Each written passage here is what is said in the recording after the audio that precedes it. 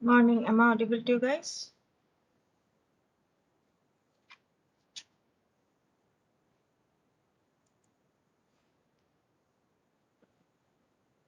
Am I audible?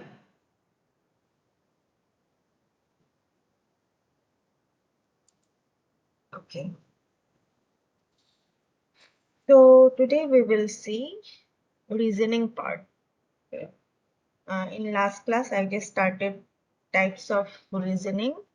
So I'll just start from there. Let me share my screen first.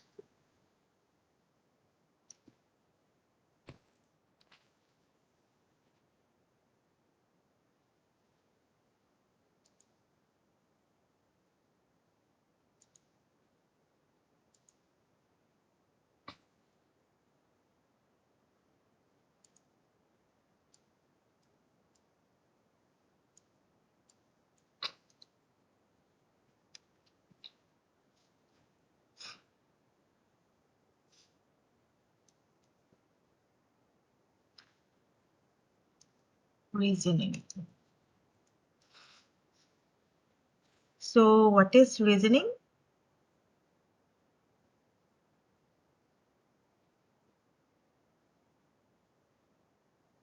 Reasoning means it just way of deriving logical conclusion and making predictions from the available knowledge, facts or belief.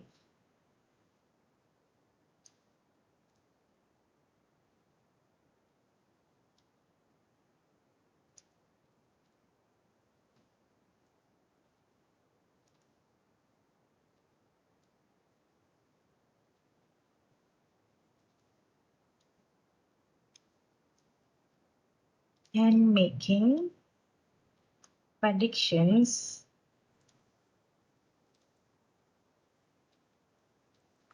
from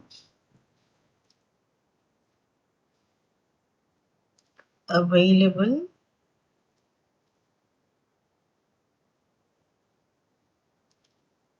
knowledge, facts and beliefs.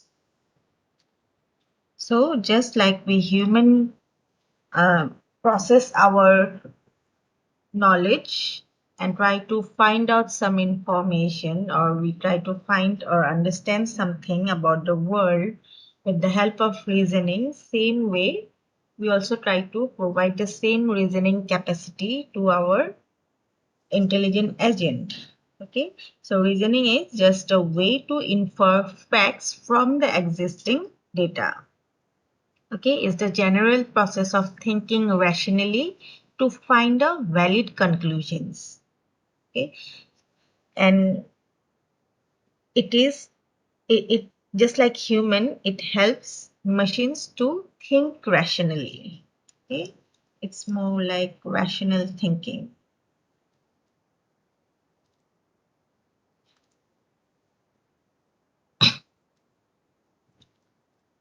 or valid conclusion. Now types, there are different types of reasoning. First is your deductive reasoning.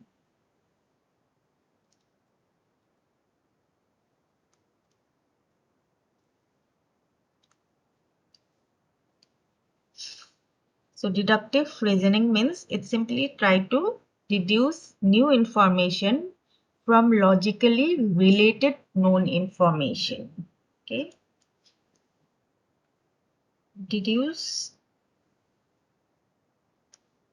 new info from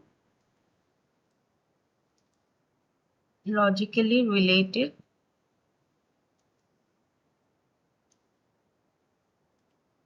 known info. So it is the form of valid reasoning. Okay, so arguments conclusion must be true when the premises are true. So conclusion is true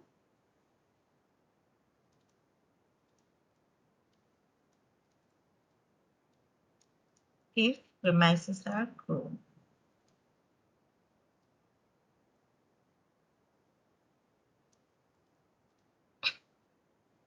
So for true premises, it guarantees true conclusion.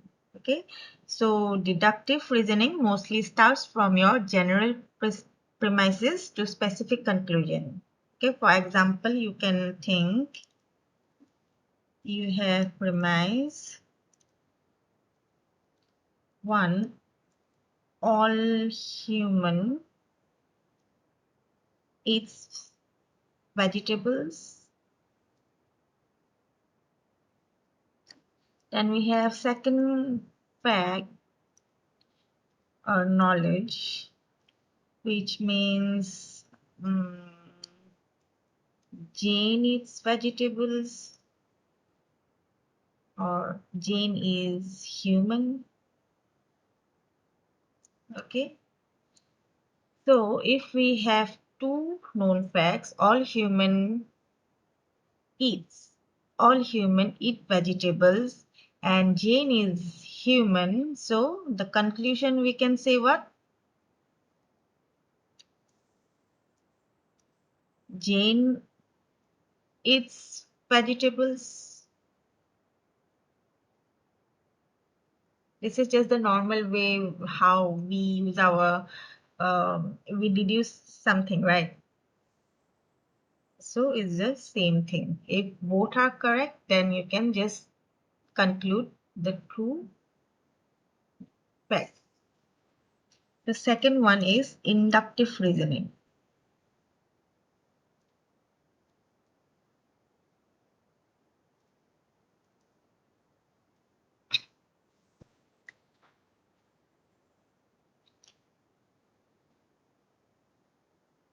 So inductive reasoning is mainly to arrive at conclusion using limited set of facts by the process of generalization.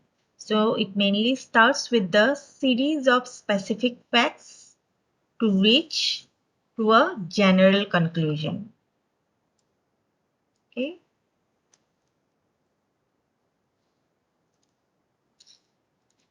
Starts with limited set.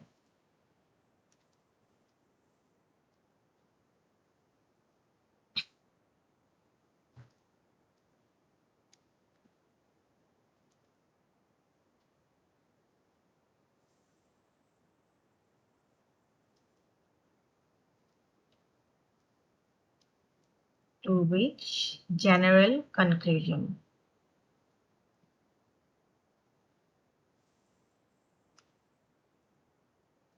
So inductive reasoning is a type of propositional logic, which mainly a cause-effect reasoning or bottom-up reasoning. It's a type of propositional logic.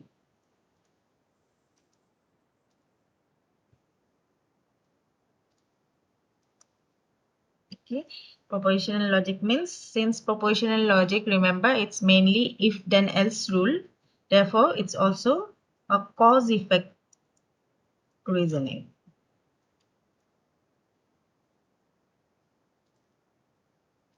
So it's a bottom-up.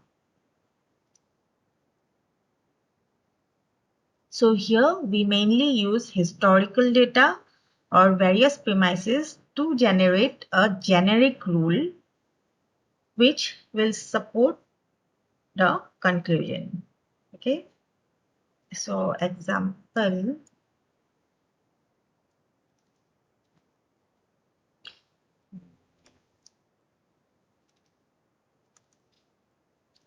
all of the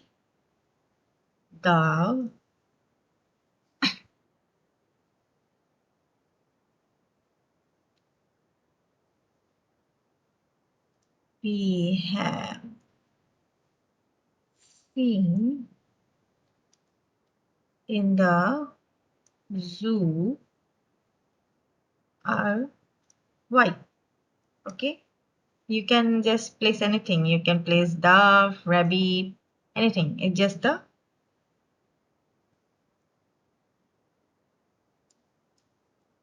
name. So what you can conclude from here, this is a limited set. In previously in deductive we have like two sets, from two we deduce some conclusion. So here we will have a limited set of knowledge or fact. So we will try to find a generalized conclusion. Okay, so conclusion can be, therefore we expect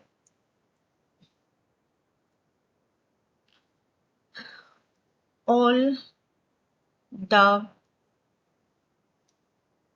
to be white,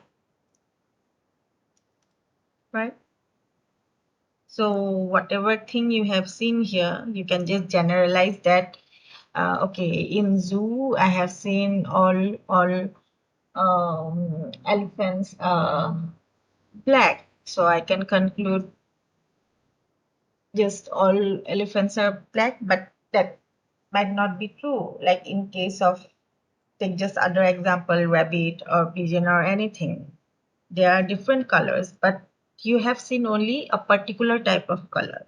So you cannot directly say that everything of that particular family will be of these characteristics. But we can generally conclude that we can expect. Okay. So we expect or we can expect, it's up to you. Okay. So we try to find a generalized conclusion from the limited set of premise or knowledge. Third one is abductive. Abductive reasoning.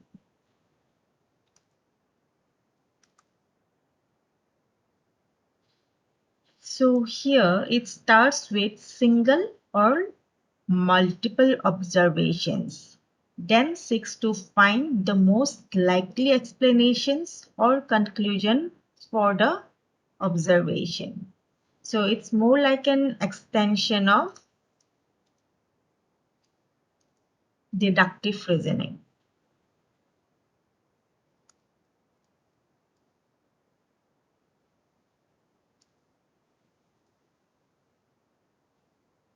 But in case of abductive, it does not guarantee the conclusion. Okay, the premise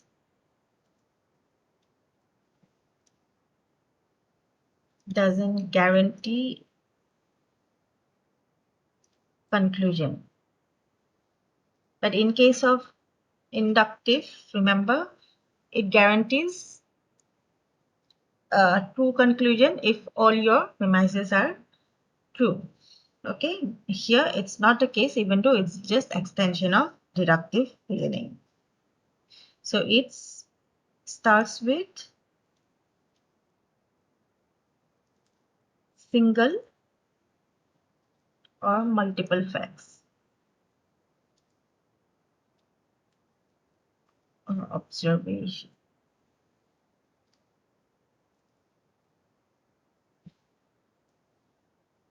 Then six, most likely explanation or conclusion for the observation. So example can be like,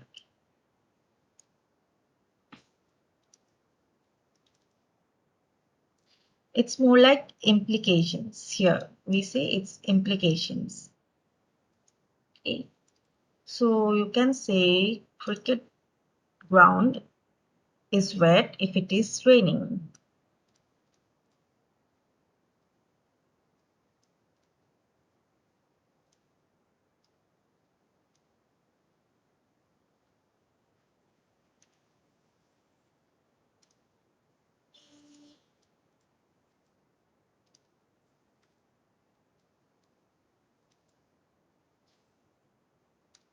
Okay. Then we have another fact. Let's say it's axiom that cricket ground is wet.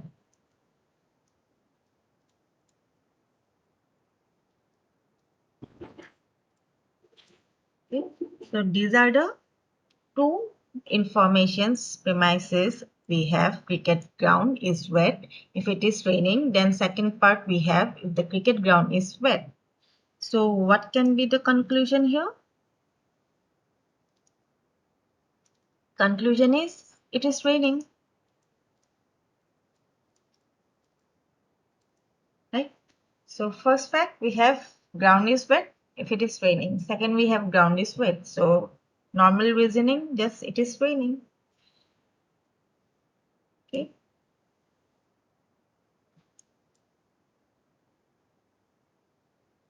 Fourth one is your common sense reasoning.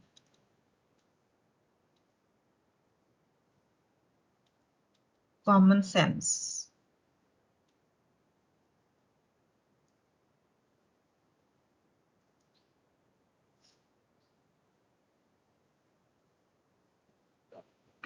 So common sense is like informal form of reasoning which can be gained through experiences. Like we human have some common sense knowledge, right? No one teaches certain knowledge. So we gain such certain knowledge with the help of common sense. We learn it itself or we learn it from the experience. So it just can be gained through experience, just like our normal common sense.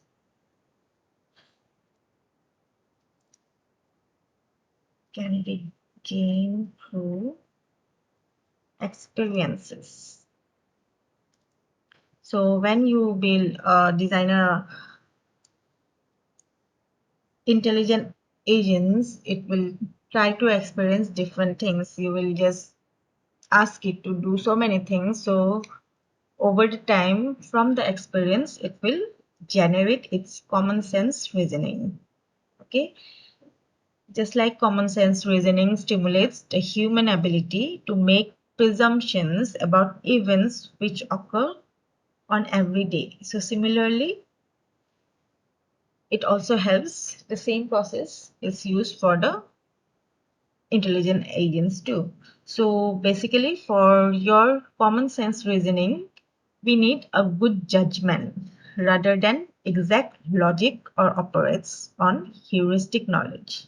Okay, so here we need good judgment rather than the logics or exact logic.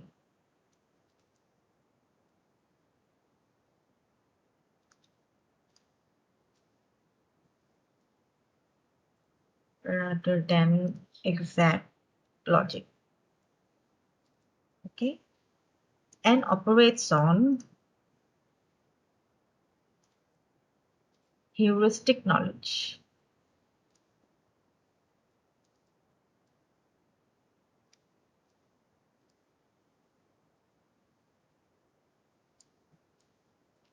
And heuristic rules.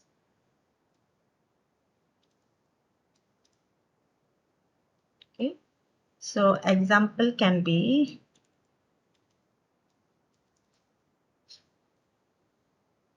one person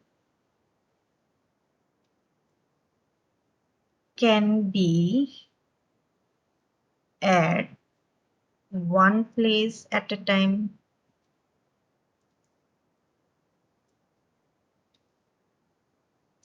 Okay, so second knowledge, these are just common sense reasoning. Okay, it's like you see a person, then you cannot just tell that person was in both places. Common sense is one person can be at one place at a time. Then again, second thing, just common sense knowledge is like if I put my hand in a fire, then it will burn. Like for a kid, we ask them, don't touch the lamp, don't touch this and that. But kids anyway do that. So once they touch the lamp, then it will burn their hands. So that's his experience. That's the baby's experience. So next time he will not do that. So it's more like a common sense for him that If I put my hand in a fire, then it will burn. So common sense knowledge is earned or gained through the experience. Okay. So these kind of things our human mind can easily understand and assume. Okay. So next fifth is monotonic reasoning.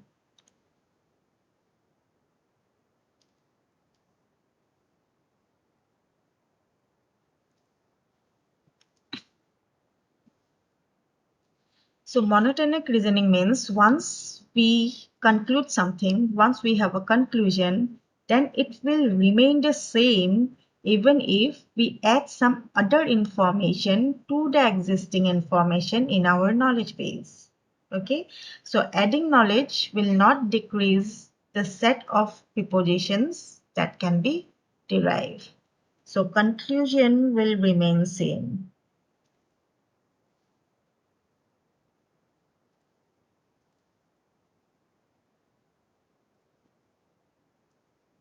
Same even if we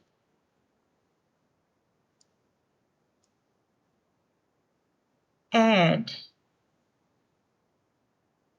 other info to existing information in our knowledge base. Okay, conclusion will remain same.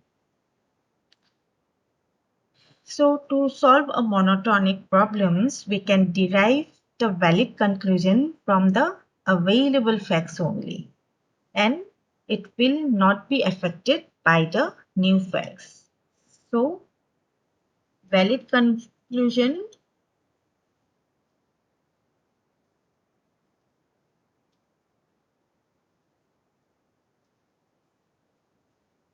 will be derived from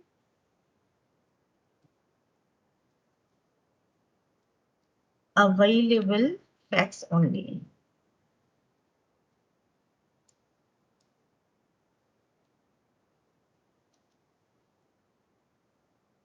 Okay, and there will be no effects on your new facts. Okay, or you can say not affected by new facts. Okay, so monotonic reasoning is not so useful for your real-time system because in real time facts get changed. We cannot use monotonic reasoning. Okay, not suitable for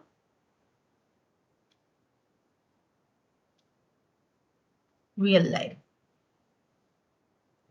because as you know in real life facts can be changed over the time, but monotonic reason is conclusion will never change even if you put some add some new knowledge to it. Okay, so mainly monotonic reasoning is used in conventional reasoning system and a logic based system. Okay, used in conventional reasoning system.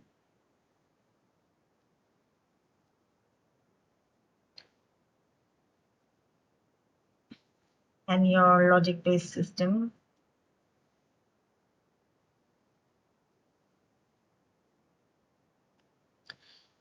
Example can be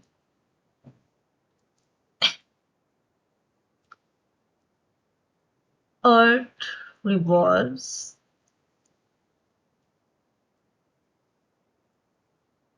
around the sun. Okay, so Earth revolves around the sun and it is a true fact. And it cannot be changed even if we add another sentence in the knowledge base. Like we can also include the facts like moon revolves around the earth or earth is not round, etc. No matter what facts we add into our knowledge base, this fact will always remain true or same. Okay, so advantage of monotonic reasoning is that each old proof will remain valid. Okay, old facts will remain valid. So if we deduce some facts from the available facts, then it will remain valid for all the time. Okay, disadvantage you already know, we cannot use it for our real life situations. Okay, and hypothesis knowledge cannot be expressed with monotonic reasoning. Hypothesis means we just assume something, we have a hypothesis about a fact, but those kind of things we cannot express with the help of monotonic, because for monotonic reasoning facts should be true. So we can only derive conclusions from the old proof. So new knowledge from the real world cannot be added here. Okay. Then is your non-monotonic reasoning.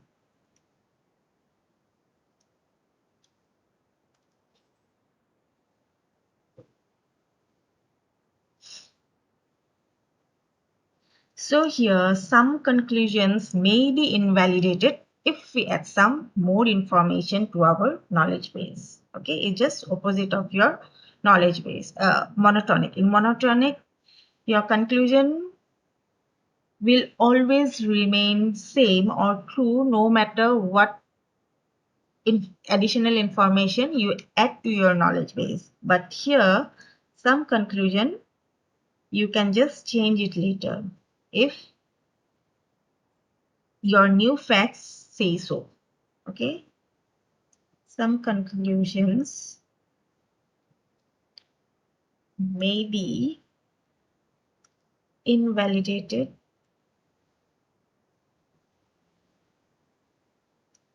if we add some more info to our knowledge base. Okay, so logic will be said as your non-monotonic if some conclusion can be invalidated. So it mostly deals with incomplete and uncertain models. So it will be helpful for your incomplete because you can update your conclusion later based on the new facts.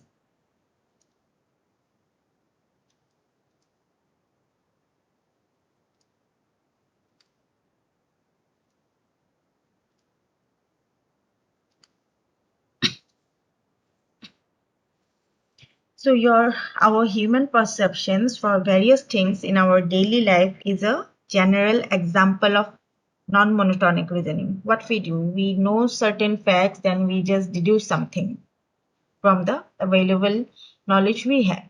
Then in future, maybe we gain some extra knowledge by reading somewhere or from someone else. Then we will know that, okay, earlier I thought this, but that fact was actually not correct.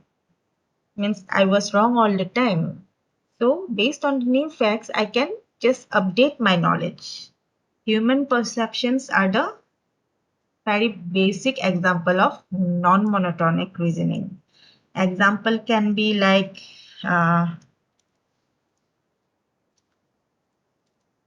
birds can fly. Okay. Then we have another fact like penguins cannot fly.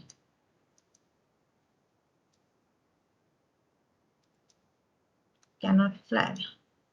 Then I have a bird named Pitty is a bird. Okay.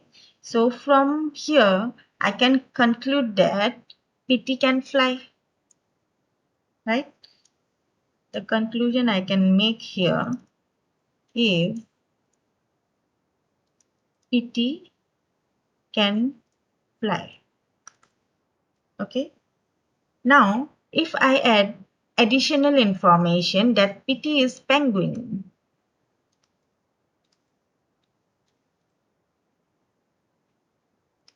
Okay. So initially this knowledge was not added in your knowledge base. We had just these three knowledge. So I said PT is a bird, so I can conclude PT can fly. Later I added the fact that PT is a penguin. Then I can change my conclusion. Then I will know that okay, PT actually cannot fly because it is a penguin. So we can invalidate our previous conclusion and I can just say PT actually cannot fly. Okay. Then I can just invalidate this one. Then I can say PT can fly. Okay. So what will be the advantage of non-monotonic reasoning?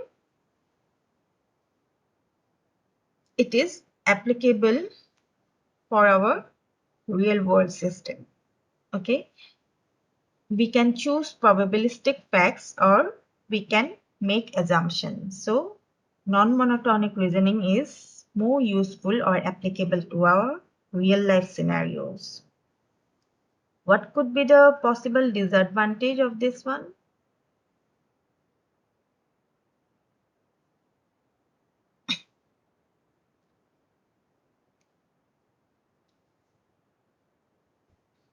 Disadvantage can be like, see, if we add new knowledge, then we can invalidate our previous conclusion. Then we can also say that old facts may be invalidated, right? Maybe some old facts are not correct. Okay, so whatever information I put in my knowledge base earlier, those were wrong information. Okay, and we cannot use non-monotonic reasoning for theorem proving. Okay, to prove any theories we need to have a proper logic, but in non-monotonic it's not like that. Okay, so that's the all types of reasoning method. Okay, 6 types of reasoning: deductive, inductive, abductive, common sense, monotonic, and non-monotonic. Okay.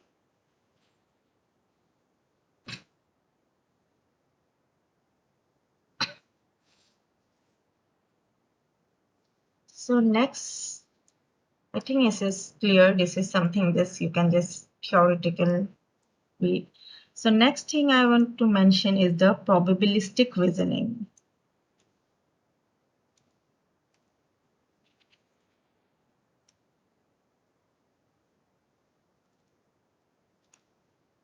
So probabilistic reasoning mainly deals with uncertainty.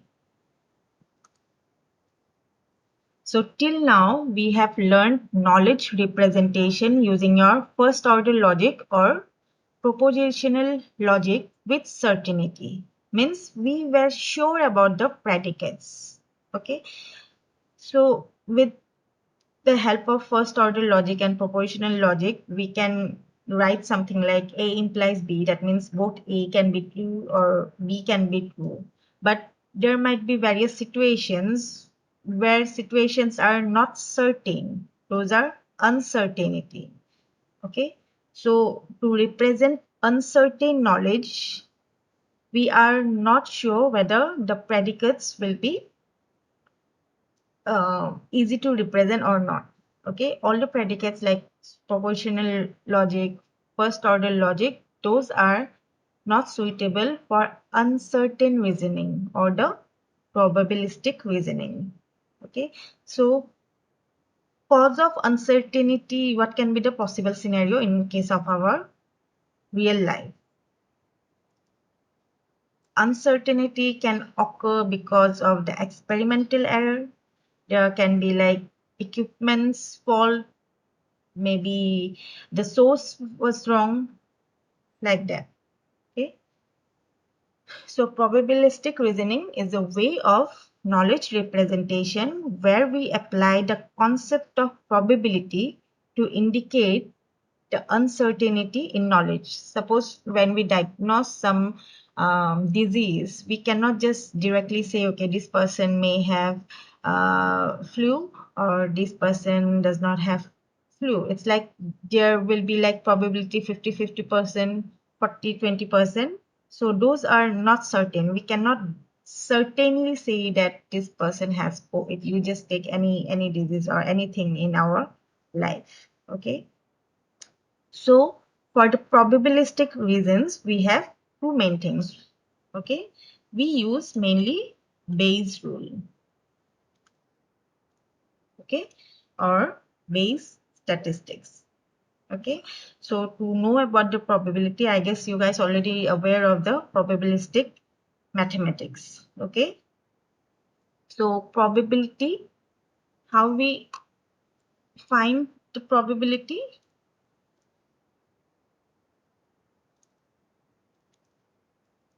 Probability of occurrence, for example, we can just find the number of desired outcomes by total number of outcomes.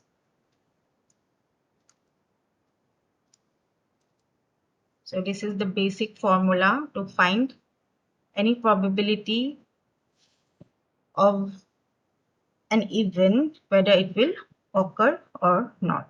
Event means what? Event means each possible outcome of a variable is the event. Okay. Event means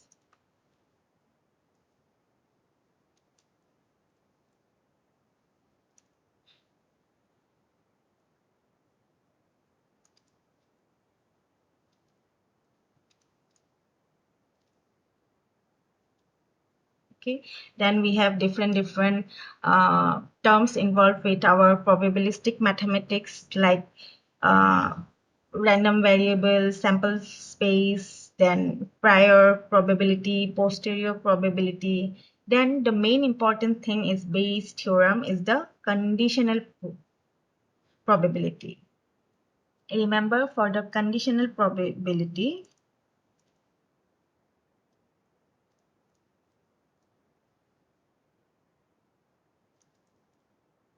the main formula was P A for B is equal to P A B. Do you guys remember this probability mathematics? How we read it? The probability of A under the given condition of B, we find using this equation. Okay, so here probability of A and B is your joint probability.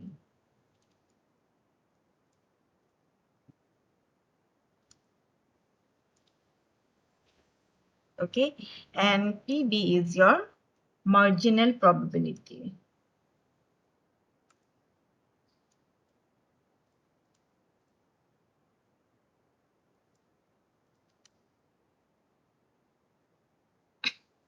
Okay, if you remember your Venn diagram, you can just easily know how we do this. Okay, so you just need to brush up a little bit of conditional probability thing. So what Bayes theorem does, it just determines the probability of events with uncertain knowledge. Bayes theorem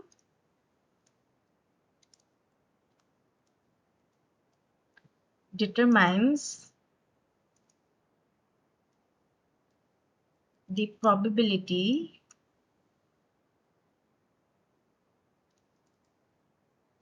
of an event with uncertain knowledge.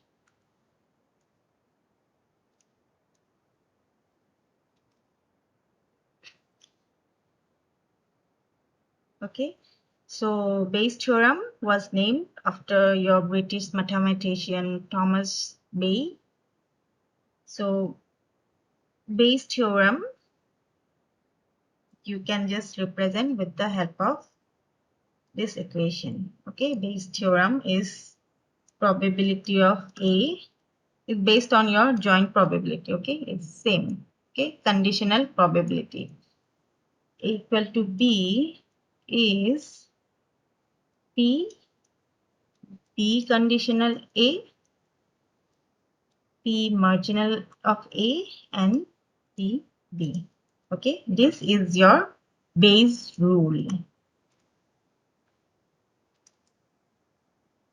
Always remember this one. Okay, so this is the most modern AI system for probabilistic inference. Okay, so this P A by B, this part is known as your posterior part.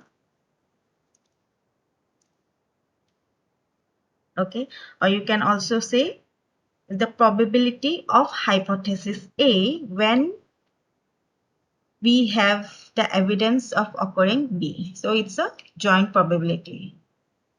Probability of occurrence of A provided B.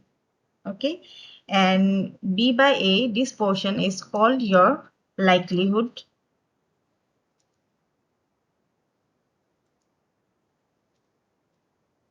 Okay, so we consider the hypothesis is true, then we calculate the probability of the evidence. Okay, T of A is your prior probability. Prior probability. Okay, and this is your marginal. Okay, just that's it. This is the Bayes theorem, posterior probability PA by B. Just remember how to write this theorem. You just do the opposite one. If it's given A by B, then here it will be B by A. Then you take the last term, which is PA. Then in the here, you just put the first term PB, or you can just relate PB here, then PB will be here. Okay. Then A will come here. Then this one will be just the opposite. B of A will A by B. Okay. It's easier to remember like this. This is the Bayes rule or Bayes theorem. Okay. So I'll stop sharing. Take the attendance. Let me switch on your videos.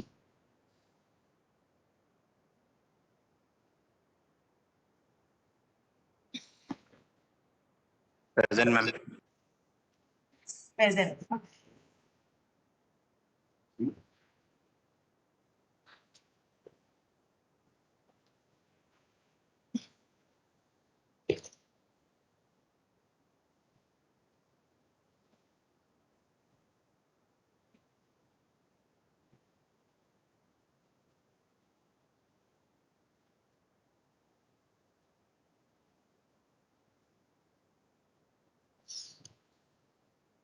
Okay. So for next time, I'll just now from onwards, it will be based on the classic.